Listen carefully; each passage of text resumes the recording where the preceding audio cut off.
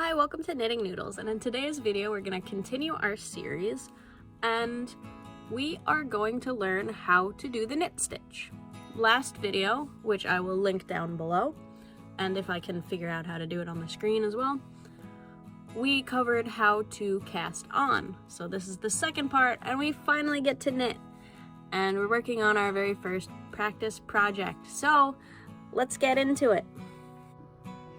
Alright, now to cover how to do the knit stitch. We've got our 10 stitches on our needle, whichever way you decided to get those on there.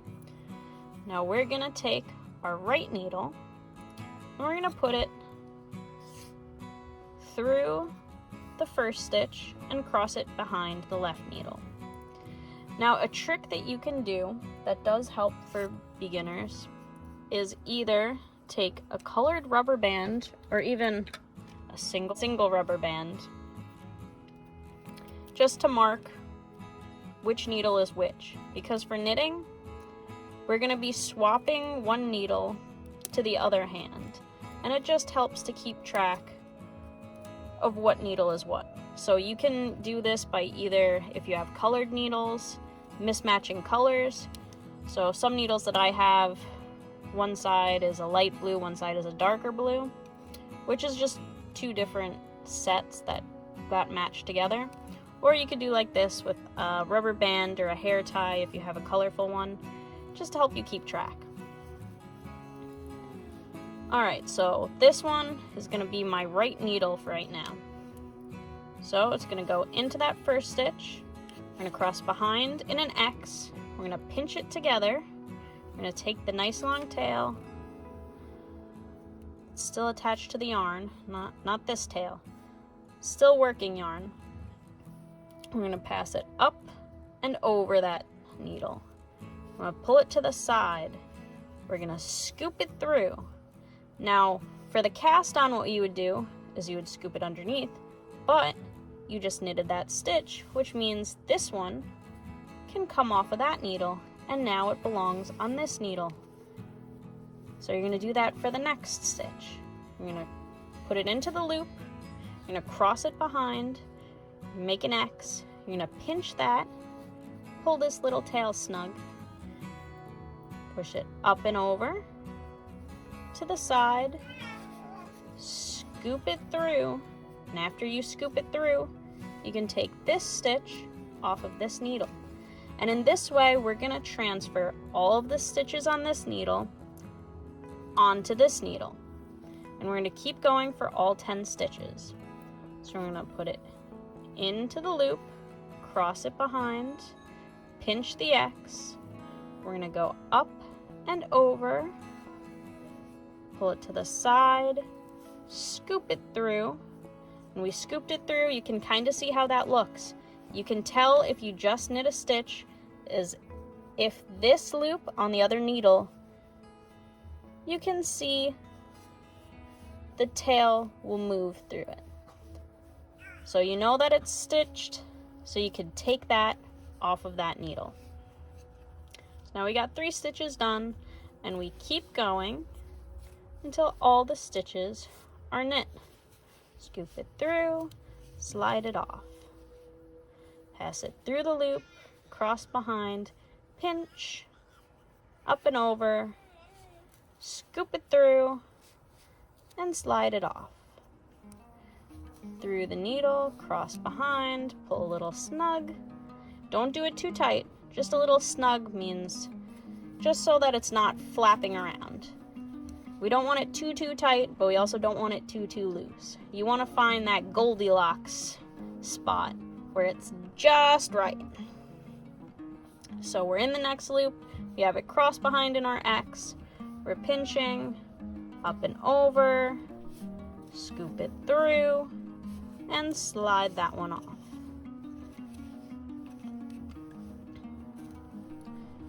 Through, pinch, up and over, scoop through, and off. And we're just gonna go until the very last stitch. So we got 2 more to go. Got 2 more to go.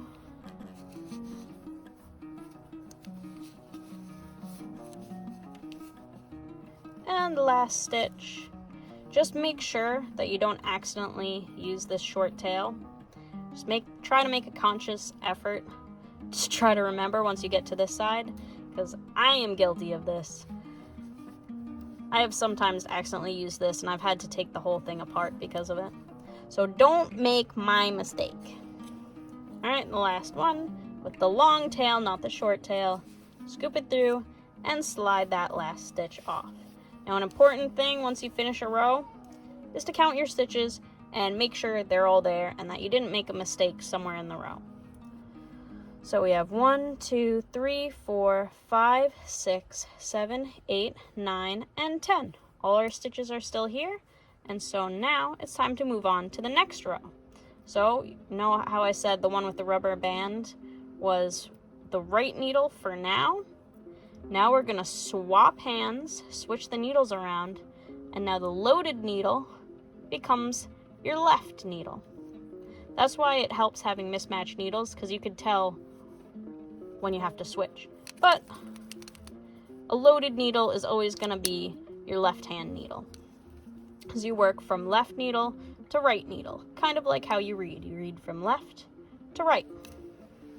And then you're going to do the next thing on this side. I'm going to do it a little bit faster so you can see, and I'll slow it down towards the end.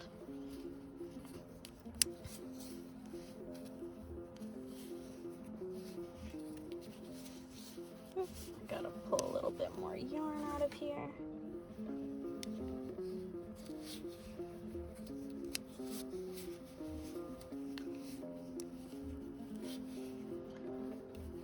Just like this, you're gonna keep going till the last stitch. And now if you make a mistake and you have to take it apart, it's not the end of the world. When I first learned how to knit, I had to take apart my work more than I finished it. Making mistakes is part of learning, and sometimes you're gonna be making a lot of mistakes, especially when you're learning a new skill, and that is totally fine and probably expected. My younger sister recently learned how to knit, and she has been trying to make the same thing for the past probably 3 months now, because she keeps having to take it apart because of mistakes that she makes.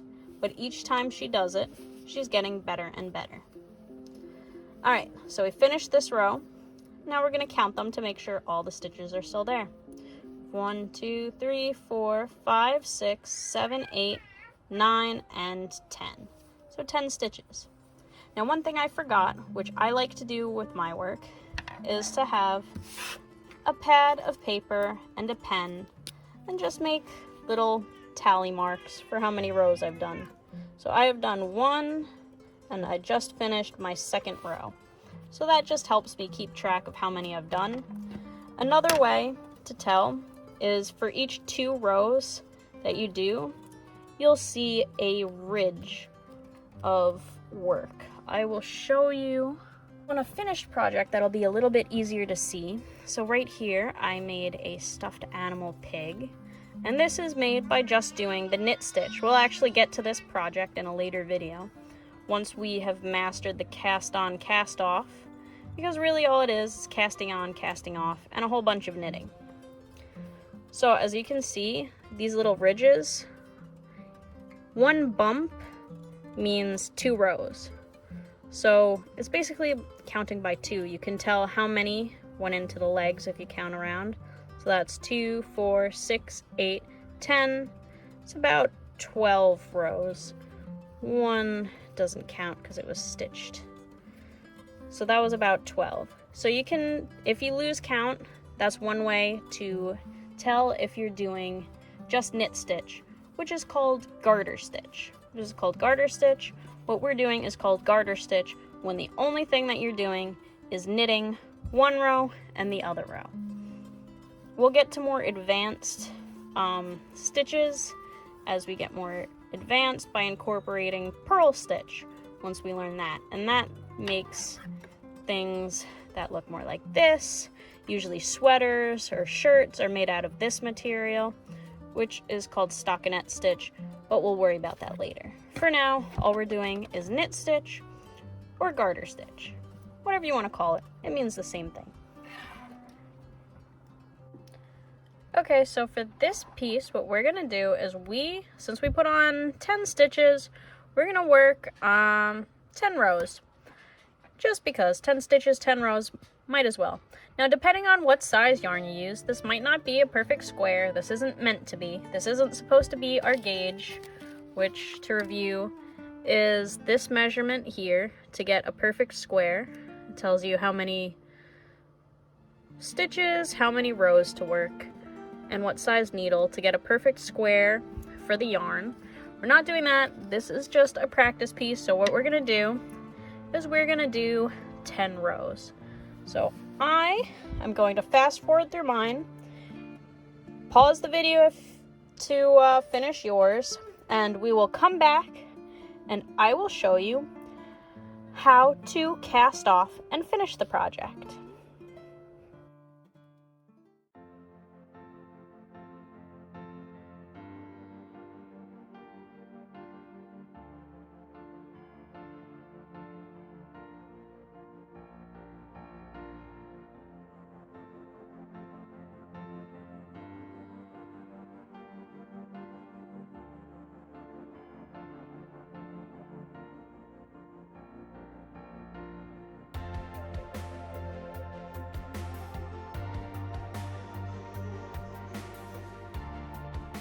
Thanks so much for watching the video, everyone. I hope that you're working hard on that practice project all through the week for the next video, which I teach you how to cast off and finish your project. So I will see you next week for the last part of our 3-part series.